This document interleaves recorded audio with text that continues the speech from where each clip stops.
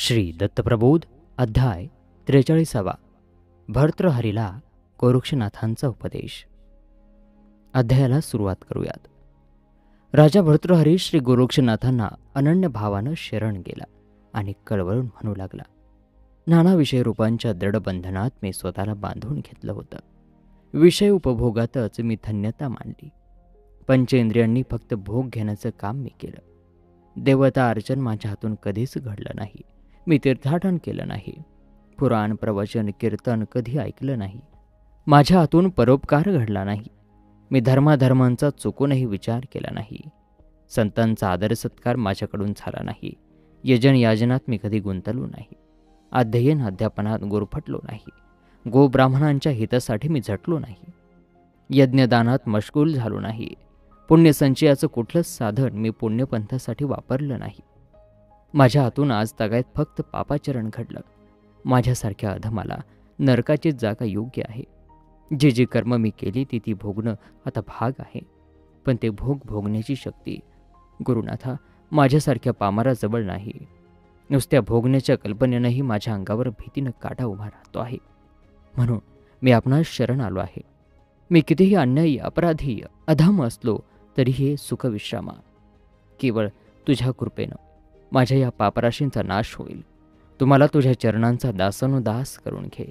या संसाराला मी पुरता विटलो आहे, कंटाळलो आहे, उदास झालो आहे.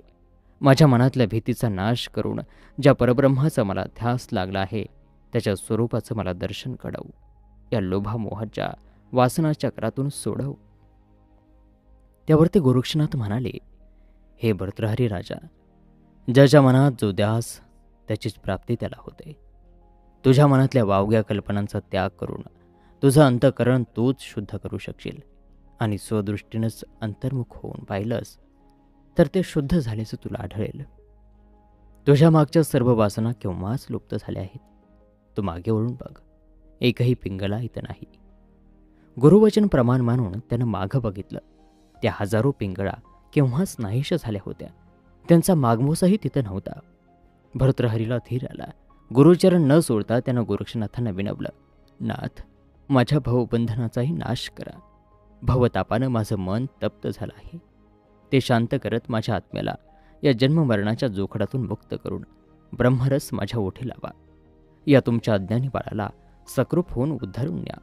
माया मोहातून मुक्त करा. त्याची ती आग्रहाची मनपूर्वक विनंती ऐकून गोरक्षनाथाने त्याला उचलवून छातीशी घेतलं.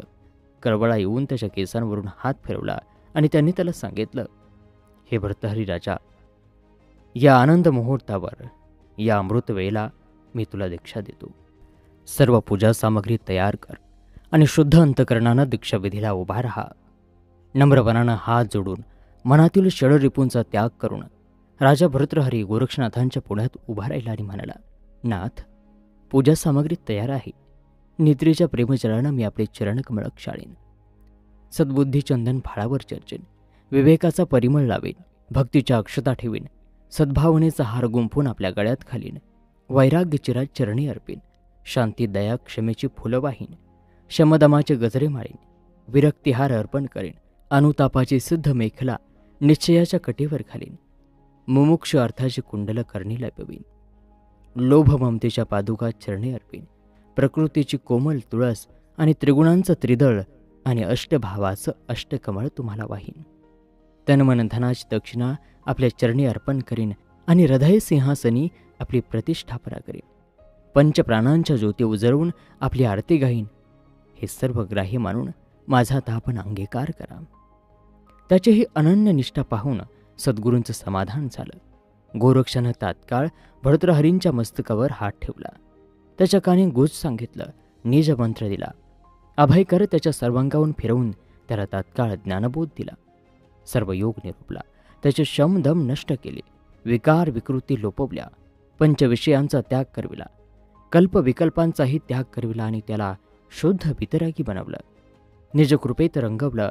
इडा पिंगळा सुषुष्मा यांचा मार्ग दाखवून रेचक कुंभक त्राहटक लक्षणाही दाखवल्या. सर्व तत्वांची ओळख करून दिली. पाची मार्गांचं निरूपण केलं. प्राणापानाची संयुक्त गाठ उकलवून दाखविली. नळगताचा संचार दाखवला. कुंडलिनी प्रवेश प्रकार सांगितला. षटचक्रांचे भेद दाखवले, मातृकेसहित दैवतांचे प्रकार वर्णन केले, अजपाजपाचं प्रमाण स्पष्ट करून पंचदेहाचं विवरण केलं, पंचसमाधींचं ठाण सांगून अवस्थादी गुणही वर्णन करून सांगितले, सप्तपातळांचे भेद विवरण केले, सप्ताद्री समुद्र दाखवले, पश्चिमेपासून असणाऱ्या 21 स्वर्गांचं मांडण्या दाखवल्या, 14 भुवन राजा भृतहरीला हिंडवलं, ब्रह्मस्थानी पावविलं आणि त्याला सरतेशेवटी उपदेश दिला. तुला अभयकर देऊन मी तुला आत्मतत्वी अमर बनवलं, जन्ममृत्यूचा तुझ्या बाबतीत नाश केला, तुझी काया अमर बनवली, पण तू मात्र बोलल्याप्रमाणे सर्व देहाची माईक व्यवधान सोडून गुप्त रूपानं वापरायला हवंस. नित्य तपाचरण योग साधना करायला हवीस. योग साधना साधताना जगात अदृश्य राहून वावरावंस. साधनेच्या मोहात न पडता साधना करावीस. गुण दोष न पाहता, भेदाभेद न करता, कोणावरही भार न घालता तू नेहमीच परोपकारी व्हावस. सदैव शांत राहावस. निर्लोभी निर्विकारी बनावस. कुणालाही न दुखवता लोकसंग्रह वाढवावा. मृदुभाषणी असावं. षडरूपूंच्या आहारी न जाता राहावं. हा माझा तो माझा ही ममत्वाची भावना पूर्णपणानं नष्ट करून परात्म्याला जाणायला शिकावं. सोहमचा शोध घ्यावा. सर्व भूतमात्रांमध्ये एकतत्व पाहावं. मुखानं एकसारखं नामस्मरण ठेवावं आणि चरितार्थासाठी भिक्षेचं साधन बाळगावं आणि असा प्रपंच करावा, तोही सावधान राहून. कुमार्गाचा संपूर्ण त्याग करावा. विवेक वैराग्य अंगी बाणवून परोपकारार्थ जीवन कंठावस. येणाऱ्या संकटाला धैर्यानं तोंड द्यावं. जे जे भोगावं लागतं, सोसावं लागतं, ते परमेश्वर अर्पण असं मानून भोगावं, म्हणजे त्याची झळ कमी होते. सर्व तारक ईश्वराचं सहाय्यही मिळतं. आयुष्यात चुकूनही परस्त्री आणि परधनाचा लोभ धरू नये. गोरक्षनाथाने भर्तहरीला असा सर्वार्थपूर्ण उपदेश केला. भर्तहरीनं तो मीनमानसे साठवला. गुरुला 3 प्रदक्षिणा घातल्या. राजाला गुरुबोधाबरोबरच गोरक्षनाथांनी भूषण बाणही अर्पण केले. हातात झोळी दिली आणि सांगितलं की राजा, तुला तापसाचा वेश मी दिला आहे. तुला उपदेश दिला, पण तापसाला साजेसं वर्तन तुझ्या हातून घडायला हवं. त्यासाठी तसा जगण्याचा अनुभव तू घ्यायला हवास. म्हणून मनातल्या मनात सगळ्या लाजलज्जीच्या कल्पना तू दूर भिरकावून तू तुझ्या नगरातून भिक्षा मागून आण. या नगरात भिक्षा मागताना तू राजा म्हणून वावरू नकोस. एक अनोळखी वैरागी विरक्त संन्यास म्हणून वावर आणि मिळेल ती भिक्षा दारोदार फिरून आण. गुरुच्या आज्ञा शिरसावंदी मानून त्यांच्या चरणांचे धूळ मस्तकी लावून आदेश असं म्हणत राजा भर्तहरी निघाला. नगरात घरोघर फिरून तो भिक्षा मागू लागला. राजा मुखानं सद्गुरूंचं भजन म्हणत होता, हातानं किंगरी वाजवत होता. साऱ्या प्रजेला राजाचं हे विरक्त रूप पाहून दुःख झालं. सुकुमार तेजपुंज असा राजानं साऱ्या वस्त्रभूषणांचा त्याग करून साधी कपणी चढवली. समृद्धीचा वैभवाचाही त्याग केला होता. प्रजा मात्र आपल्या राजबिंड्या राजाचं ते रूप पाहून हळहळत होती, कळवळली होती. राजा मात्र जराही विचलित न होता प्रत्येक घरी फिरत अलख म्हणत भिक्षा मागत होता. पदरात पडेल ती भिक्षा घेऊन पुढे जात होता. असं करता करता सारं नगर फिरून राजानं खूप भिक्षा गोळा केली आणि गोरक्षनाथांच्या चरणी वाहिली. गोरक्षनाथांनी सांगितलं की या भिक्षेचं अन्न शिजवून साऱ्या नगरवासियांना प्रसादाला घेऊन ये. राजानं हा निरोप साऱ्या नगरजनांना सांगितला. यथावकाश सारे जन प्रसादाला आले. गोरक्षनाथांनी आपल्या गुरूंची यथासांग पूजा केली. महेंद्रनाथांना नैवेद्य दाखवला, त्यांना संतुष्ट केलं. राजा भर्तृहरीनं आपल्या गुरुला म्हणजे गोरक्षनाथांना नैवेद्य दाखवला, त्यांना तृप्त केलं.